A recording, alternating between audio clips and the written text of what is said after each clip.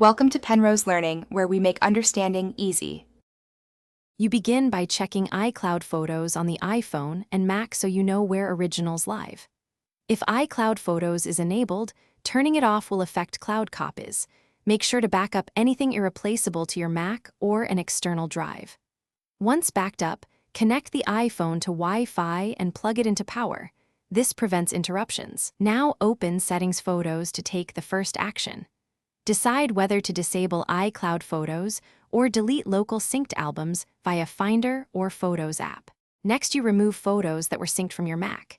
If you use Finder or iTunes on older Mac OS, select your device, open the Photos tab, and uncheck the albums or folders you no longer want on the iPhone, then click Apply to sync the change and remove those images.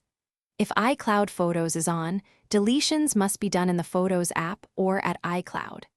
To propagate. Make sure you understand this difference so you don't accidentally wipe cloud originals when you intended to clear only the device. To finish, open Photos albums recently deleted and permanently delete items to reclaim space. Those remain for 30 days otherwise.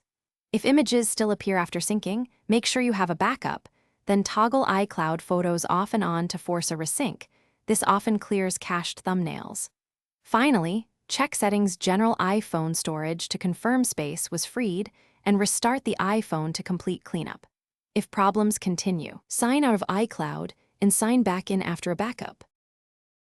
Thanks for watching. If this was helpful, leave a like and consider subscribing. See you next time.